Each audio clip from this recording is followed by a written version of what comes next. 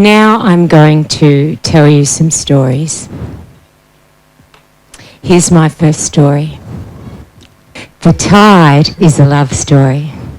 The ocean is in love with the moon. How can it not be? The moon's magnificent reflected glow, its celestial calm, its tiara of stars, all exert a mysterious pull. So the ocean yearns towards the moon. We call this yearning the tide. The tide appears to go in and out as the Earth turns and the moon orbits around the Earth, but this is merely an expression of the ocean's consistent longing. The ocean is also in love with the sun. Easy to understand. The sun is so glamorous. Its strength, its size. The power of the sun's allure from so far away cannot be ignored. When the sun and the moon line up, the ocean makes its greatest attempt to reach its two lovers. We call this passion the spring tide. But, typical of a classic love triangle story, this sweet alignment cannot last. When the moon and the sun are at right angles to the earth, the lust of the ocean is divided.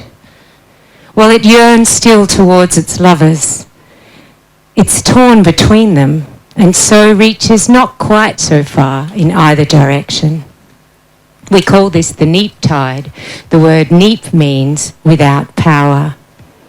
The tide is a story of love and yearning and divided desire.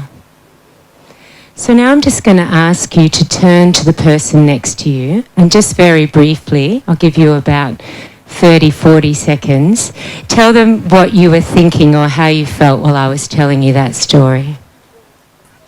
Okay, I'm going to tell you another story now. The tide is a story of envy and rage. The moon has poor self-esteem. It sees itself as dusty and grey, scar-pocked from fights in its impetuous youth. It makes a melancholy orbit around the earth, only showing itself partly in the light of the sun, because the moon has a dark side. The moon is filled with envy. Envy for the sparkling waters of the earth. The dark envy of the moon gives it power. By the power of the force which is strong with the moon, it tries to draw the earth's water towards it. The moon also has a weird relationship with the sun. The sun is a star of fiery rage and uncomplicated thoughts. The sun's rage is indiscriminate. It willingly adds its power to any act of destruction. When it sits behind the moon and notices the moon's attempts to steal the earth's water, it adds its own power and the earth's waters spring towards it. But the sun is an insecure friend.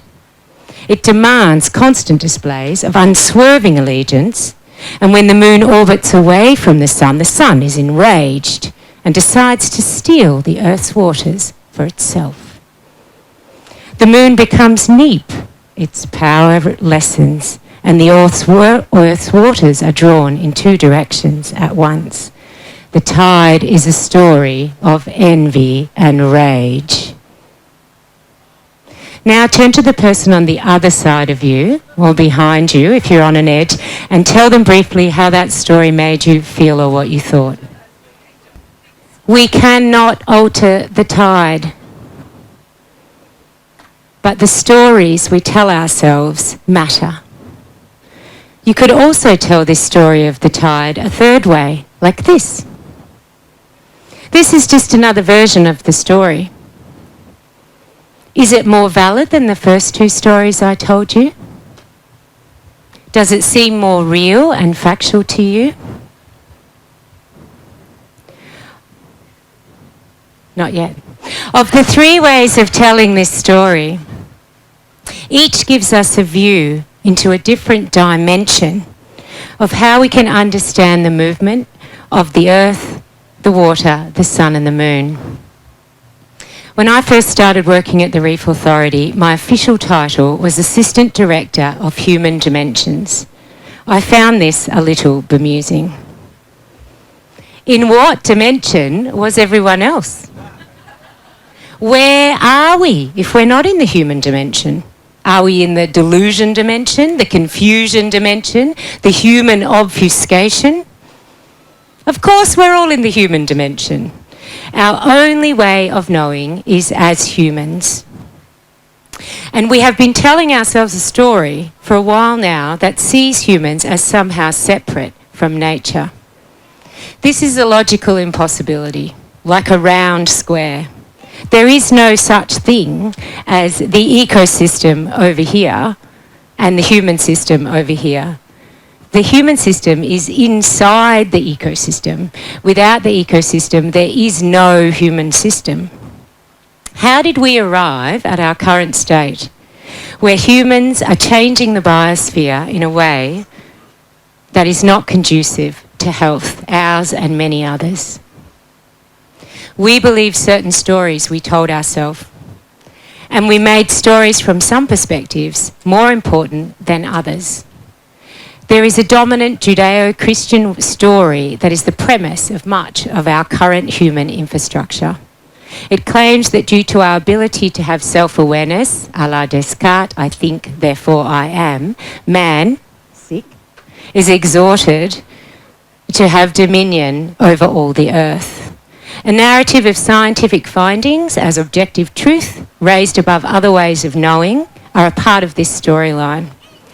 Aside from some obvious questions about non-human self-awareness, a claim to human higher self-awareness brings with it, surely, a higher responsibility. I think this responsibility is to realise that humans don't have greater rights than any other part of the ecosystem. We are not better than, superior to, or more deserving than any other part of the ecosystem. We are part of the ecosystem, and what we are doing to the ecosystem, we are doing to ourselves.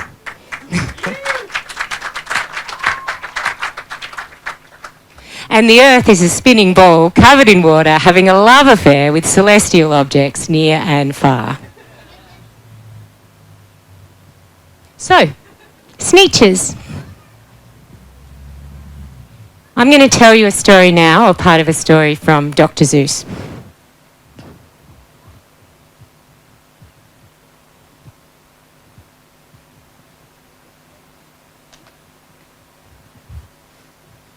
When the Starbelly Sneetches went out to play ball, could a plain belly get in the game? Not at all.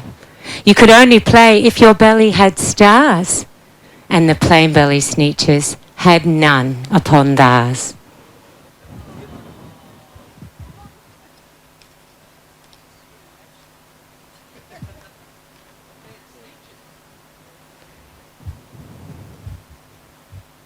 When the plain belly Sneetches had frankfurter roast, or picnics or parties or marshmallow toasts, they never invited the plain belly Sneetches. They left them out cold in the dark of the beaches. They kept them away, never let them come near, and that's how they treated them year after year. So I had this book when I was a child, when I was about 7 years old. And when I read that story at the time, I didn't take away the message that I was supposed to. So obviously this story is about racism, sexism, other types of exclusionary behaviour based on arbitrarily assigned characteristics. The moral of the story is inclusion. But when I read this as a child, what really occupied my mind was I couldn't understand why the plain belly Sneetches didn't have their own parties, frankfurter roasts and marshmallow toasts. So many moons passed, and the Earth's waters bulged in and out, and I started working as an anthropologist in environmental matters with all types of natural and biophysical scientists. And often I was the only human-focused scientist in multidisciplinary teams and part of a small group of human-focused scientists attending conferences, workshops and other types of academic gatherings. At environmental conferences, I would often find out of a 3-day conference with up to 6 or 7 concurrent sessions, hundreds of presentations, there would be one session focused on humans, and I would be in it, presenting with the people I already knew on work on similar issues. It was rare that the scientists of other stripes would attend these sessions. They were focused on what we call the natural parts of the ecosystem and saw the human parts as somehow separate and apart. This was not necessarily deliberately exclusionary. Nevertheless, I checked my belly and realised there was no star. So my inner 7-year-old knew exactly what to do and decided that the plain belly sneetches needed to have their own party. And that's when we started the social science community for the Great Barrier Reef. And each year we have 4 quarterly meetings and a symposium. To date, we have not had any Frankfurter roasts, but maybe we can organise that. So 2021 was our first symposium, and we gathered to focus on how things are connected. In 2022, we wanted to connect with everyone else and share all of our enthusiasm. Last year, we got concerned with worth, importance, and the beliefs that make us act in certain ways. And this year, we're looking forward, conscious of the way that how we narrate our future can shape it. We can only create a future if we can imagine it.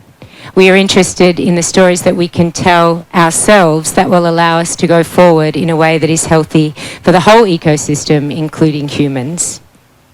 Are we writing ourselves a love story, or are we writing a story of envy and rage? It feels perfect this year to have our opening event at the SWELL Sculpture Festival. I think this festival embodies the idea that environment shapes culture, and then in turn the shapes that we make as we tell ourselves that story. The creatives have always been at the fore of thinking differently about the world, and this perhaps is the way in which we can alter the tide. So I want to thank SWELL Festival very much for having us, and to Gecko Environmental Council, and particularly to Sarah Hicks for inviting me to speak at this Altered Tides event tonight.